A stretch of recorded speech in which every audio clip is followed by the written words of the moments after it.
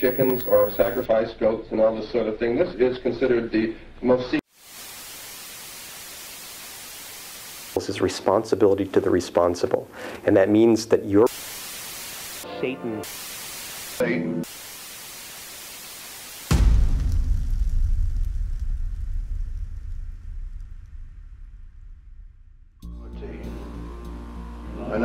همه چیز از جایی شروع شد که اون تصمیم گرفت دین جدیدی رو پایه‌گذاری کنه. یک دین برای لذت بردن از شهوت و قدرت. کلیسای شیطان، مکانی برای رشد باورهای غلط آنتون لاوی، بزرگترین پایه‌گذار شیطان پرستی. سلام رفقا، حالتون چطوره؟ خوش اومدی باد. اگه یادتون باشه چند ماه پیش من یک ویدیویی رو آپلود کردم به نام مخالفت با خدا که داخل این ویدیو اومدیم زندگی نامه آنتون لاوی، خالق شیطان پرستی لاوی رو با هم بررسی کردیم. ویدیو خیلی خاصی بود و بعد از اینکه این ویدیو رو آپلود کردم خیلی از بچه‌ها بهم کامنت دادن که در مورد کلیسای شیطان هم یک ویدیو درست کن. کلیسای شیطان مکانی بود که آنتون لاوی اومد برای همه شیطان پرستا تأسیس کرد تا بتونن اونجا مراسمات خودشون رو، مراسمات ویژه‌ای که داشتن و به راحت‌ترین شکل و بدون هیچ محدودیتی، مخصوصا به خاطر اینکه از طرف مسیحیت هم خیلی تحت فشار بودن، برگزار کنن. خلاصه امروز تصمیم گرفتم تا با هم ذره‌بینمون رو ببریم بذاریم روی کلیسای شیطان و ببینیم که داخل این کلیسا در واقع چه خبره. ادامه ویدیو رو با من همراه باشید.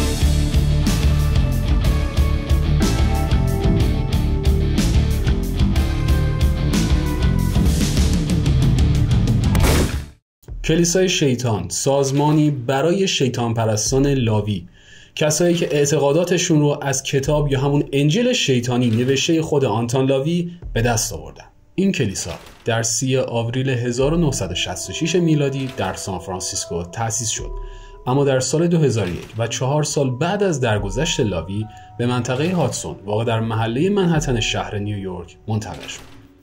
همین اول ویدیو بچه‌ها یه موضوع رو براتون تعریف کنم. همه ما با بازی GTA San Andreas آشناییت داریم. بازی که تقریبا همه ما تو بچگیامون باهاش ساعت‌ها وقت گذروندیم. توی این بازی نکته جالبش اینه که کلیسای شیطان پرستی یا همون کلیسای شیطان رو داخلش ساختن و داخل مپش بوده و بارها ما از این منطقه رد شدیم، اما به خاطر اینکه سن کمی داشتیم اصلا متوجهش نشدیم. همونطور که داخل عکس‌ها داریم مشاهده می‌کنین، کلیسای شیطان داخل بازی GTA San Andreas توی شب خیلی روشنه و این نشون میده که دارن داخل این کلیسا شبا یک فعالیتایی انجام میدن. از اون طرف هم روز اگه بهش نگاه کنین میبینید که این کلیسا از همه ساختمان‌های دور اطرافش تاریک‌تره. بالای در ورودی این کلیسا 2 تا پنجره یا تابلو هستش که 2 تا فرشتن و بالهای سیاه رنگ دارن. این بالهای سیاه شما رو یاد چی میارن؟ دقیقاً یاد همون بز شیطان پرستی میافتیم که 2 تا بال داره و این داره همون رو بهمون نشون میده.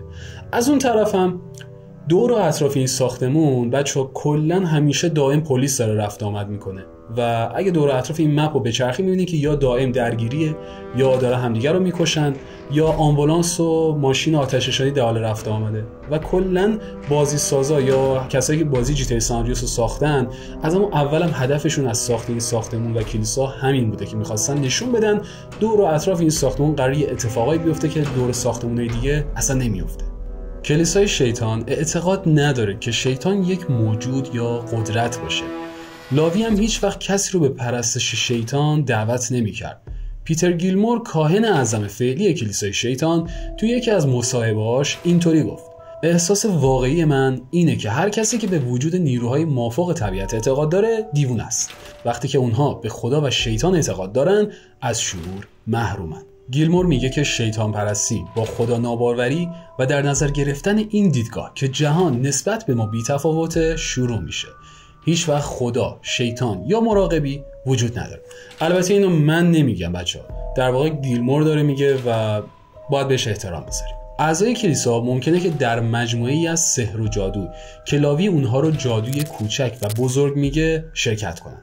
جادوی بزرگ عملی تشریفاتیه، آیینی که به معنای تمرکز انرژی عاطفی فرد برای هدف خاصیه. از اون طرف هم جادوی کوچک عملیه که با استفاده از روانشناسی کاربردی برای منحرف کردن فرد یا وضعیتش به میل فرد انجام میدن. اصولا کلیسای شیطان بیشتر روی رشد مادی داره کار میکنه، نه اصلا رشد روحانیت و معنوی. در نتیجه شیطان پرستی لاوی یک دین مادی گرایانه است. او معتقده که سالها بین روانشناسی و دین فاصله خیلی زیادی وجود داره و هیچ دینی بر اساس نیازهای غریزی انسان بنا نشده. همه دینهای کنونی بر پرهیزکاری و ریاضت تاکید دارن، در حالی که شیطانگرایی لاوی دینیه که معتقد به ارضای نفس و پرهیز کردن از ارضای نفس رو عملی بیمورد و از روی ترس میدونه. اینطور که تا الان من از شیطان پرستی متوجه شدم و فهمیدم داره اینو به من میرسونه که توی شیطان پرستی برعکس تمام ادیان دیگه مثل مسیحیت، مثل دین اسلام که خیلی از کارها رو اشتباه و حتی گناه کبیره میدونن، شیطان پرستی داره روی اونا تاکید میکنه. مثلا مسیحیت به پرخوری کاملا تاکید دارن که گناه کبیره است و میگن که اصلا نباید پرخور باشین توی دین مسیحیت و گناه خیلی بزرگیه. از اون طرف هم اسلام روی خیلی از کارها اونا رو گناه کبیره میدونه و تأکید داره که نباید انجام بدین. در مقابل اینها شیطان پرستی اومده جلوشون واسطاده و گفته که نه، همون چیزایی که شما میترسین و میگین نباید انجام بدین و ما میگیم باید انجام بدین. شیطانگرایی لاوی یک دین بسیار خودخواهانه است. لاوی میگه که ما معتقد به شهوت و قدرتیم، ما معتقد به بلندپروازی و طمعیم و اون چه که ادیان دیگه گناه میدونن رو راهی به سوی ارضای نفس و رستگاری خودمون میدونیم. قبل از کلیسای شیطان و انتشار انجیل شیطانی، نمادهای آشنای کنونی مثل بافومت، پنتاگرام یا لویاتان به عنوان نمادهای شیطان پرستی استفاده نمی شدن. بررسی ادبیات و تصاویر تأسیسات کلیسای شیطان به سال 1966 برمیگرده. شیطان پرستی معمولاً توسط صلیب وارونه دیده می شده. اگه نگاه کنین نماد مسیحیت صلیبه و شیطان پرستی اون زمان به خاطر اینکه با مسیحیت خیلی مشکل داشتن، برای تمسخر مسیحیت اومد صلیب وارونه رو به عنوان نماد خودش در نظر گرفت و اگه شما توی اینترنت و گوگل یه سرچ بکنین میبینید که خیلی از عکس‌ها میاد که نماد صلیبش برعکسه. اونو اشتباه نگیرین بچه‌ها، خیلی اشتباه میگیرن فکر می‌کنن اون نماد مسیحیته، ولی اون در واقع نماد شیطان پرستیه. در حال حاضر علامت بافومنت نماد رسمی شیطان پرستیه که در ذهن مردم و رسانه‌ها پس از تأسیس کلیسای شیطان توسط دکتر آنتون لاوی ثبت شد. حالا برای همه ما قطعا سوال پیش میاد که آنتون لاوی واقعا دکتر بوده؟ نه، اصلا دکترم نبوده. اگه ویدئوی آنتون لاوی رو کامل دیده باشین، توی اون ویدیو بهتون گفتم مریدا و کسایی که نزدیک آنتون لاوی بودن بهش میگفتن دکتر آنتون لاوی و خود آنتون لاوی اصلا هیچ تأکیدی نداشته که منو دکتر صدا کنین، ولی خب اطرافیانش خیلی دوست داشتن بهش بگن دکتر و همین باب شد و رو دهن همه افتاد و همه بهش میگفتن دکتر آنتون لاوی. ویدیو رو اگه ندیدین حتما ببینید، ویدیوشو از دست ندید. نماد بافومنت رو اگه با دقت ببینین متوجه میشین که یک ستاره برعکس رو به پایینه و این نشون دهنده اینه که دارن شیطان پرستا میگن دنیا روی حول و محور ما میچرخه. و حالا نمیخوام به هیچ دینی بی احترامی کنم، اما اونجور که من شنیدم شیطان پرستا خودشون رو از خیلی از ادیان بالاتر میبینن. از اوایل قرون وسطا تا به امروز کلی کتابچه و کتاب‌های اومده که در مورد سحر و جادو هن. اما تو بعضی از کتاب‌ها نوشته شده که حضرت سلیمان ملک سلیمانش رو یا همون قلمروش رو توسط شیطان و اجنه ساخته. از قدیمی‌ترین این متون میتونیم به وصیت‌نامه حضرت سلیمان در 100 سال قبل از میلاد مسیح اشاره کنیم که در اون یک نمودار یا یک پنتاگرام مرتبط با حلقه سلیمان که روش این نقش حک شده بود رو پیدا کردن که با اون شیطان رو فرا می‌خوندن و ازش کار می‌کشیدن. آنتون لاوی تصمیم گرفت که در سال 1966 بعد از تأسیس کلیسای شیطان تقویم رو برای خودشون تغییر بدن که به سال اول تأسیس کلیسای شیطان معمولا میگن سال آنو سیناتس، یعنی سال اول عهد با شیطان. زمانی که لاوی کلیسا رو تشکیل داد سر خودش رو تراشید و به گفته سایت کلیسای شیطان این کار رو از جلادان قرون وسطا دیده و خوشش اومده و انجام داده. در کنار این توی تمام ویدیوها و مصاحبه‌های افراد اعظم کلیسای شیطان دیده میشه که خوناشام بودن رو در بخشی از کاراشون ربط میدن. اما با وجود همین مسائل و خیلی حرفای بدی که پشت سرشون میزدن، خیلی آدمای بزرگ و سرشناس آمریکا توی این کلیسا پا گذاشتن و مراسماتشون انجام دادن. کلیسا انواع مراسم تشییع جنازه، عروسی، غسل شیطانی و عشای سیاه رو انجام میده.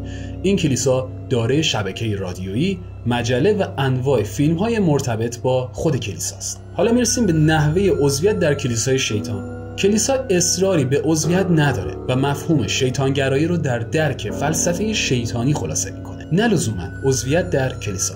اما افرادی که مایل به عضویت باشن با پرداخت $225 آمریکا عضوی از کلیسا میشن.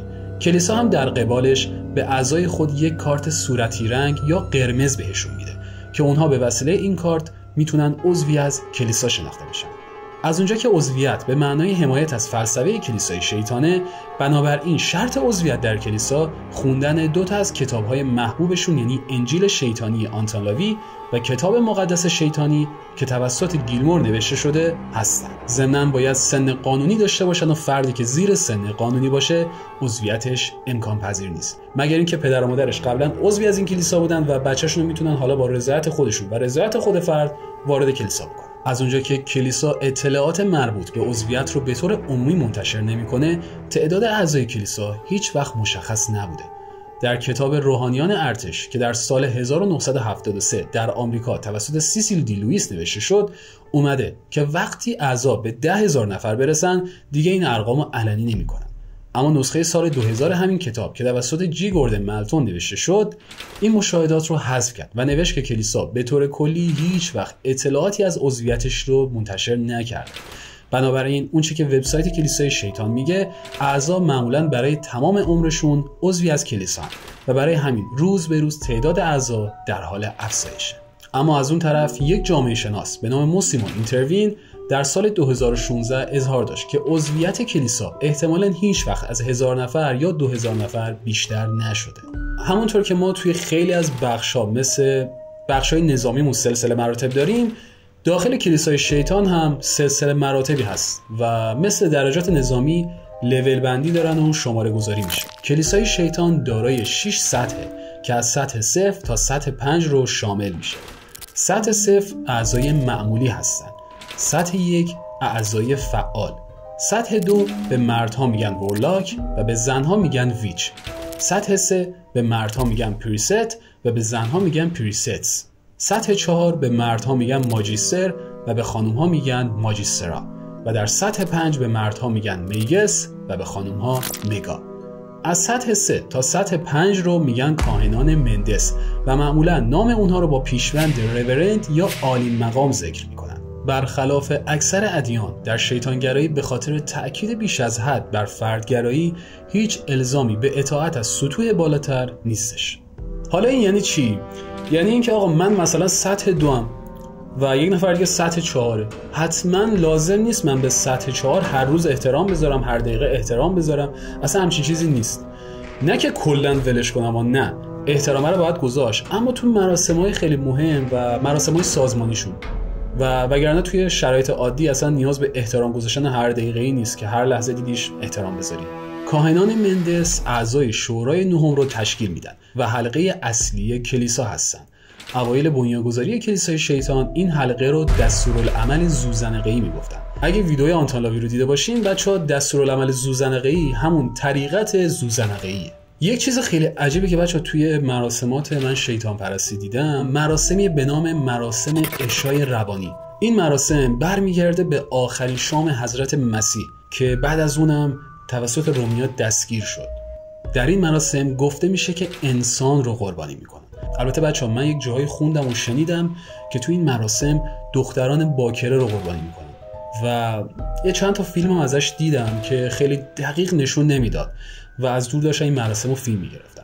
اما خب به خاطر اینکه فیلم ها خیلی قابل پخش نبود، من تصمیم گرفتم داخل ویدیو بهتون نشون ندم. اما اگه بچه‌ها دوست داشتین در مورد عشای ربانی یک ویدیو کامل درست کنم و کامل بهش بپردازیم، حتما برام کامنت بذارید یا تو اینستاگرام بچه‌ها تو دایرکت بهم پیام بدین و بگین که براتون این ویدیو رو حتما درست کنم. در این مراسم اول نون رو در شراب میزنن که به قول خودشون مقدس بشه. نون به عنوان گوشت و شراب به عنوان خونه.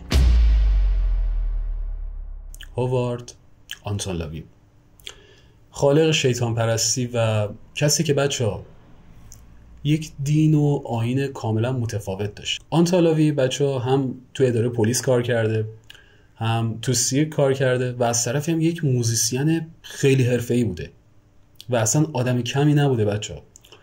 تو دوره جوونیش میگه که، حالا اینو توی زندگی نامش خوندم، میگفت که من زمانی که توی سیرک کار میکردم، توی کافه ها میرفتم ساز میزدم یا توی اداره پلیس بودم و تلفن‌ها رو شنود میکردم، میگفت میفهمیدم که خیلی از افرادی که مسلمونن، خیلی از افرادی که به قول خودشون خیلی به دین اعتقاد داشتن، کل هفته رو 1000 کار میکردن و آخر هفته رو میرفتن مسجد یا کلیسا توبه میکردن. میگفت همین چیزا باعث شد که من زده بشم و تصمیم بگیرم یک دین جدید رو برای خودم ابداع کنم. اما خب متاسفانه یک دینی رو ابداع کرد که حالا اون زمان شاید درست میدیدن، ولی امروزه اگه ما دقت کنیم بهش میبینیم که خیلی از کارشون اشتباه بوده و خیلی چیزهای اشتباه رو دارن ترویج میدن. اما در مجموع ما باید به همه ادیان احترام بذاریم. اینو همیشه بچه توی ذهنتون داشته باشین. هیچ وقت به خاطر دین، به خاطر مذهب با هیچ کس توی اختلاف نباشین، با هم دعوا نکنین و سر هر مسئله‌ای با هم جنگ و دشمنی نداشته باشین، چون واقعا بزرگترین اشتباه بشریت همینه که سر دین و مذهب با هم همیشه دعوا دارن. رفقا دمتون گرم که ویدیو رو تا انتها تماشا کردین. اگه ویدیو رو دوست داشتین حتما برای رفقاتون ارسال کنین و از من حمایت کنین. کانال رو سابسکرایب کنین، زنگوله بغلش رو حتما تپ کنین. لایک و کامنت هم طبق رسوم همیشگی قطعاً باعث دلگرمی. در مجموع خیلی دوستتون دارم. ارادتمند شما، بازرسادان. تا ویدیوی بعدی. خدا نگهدار.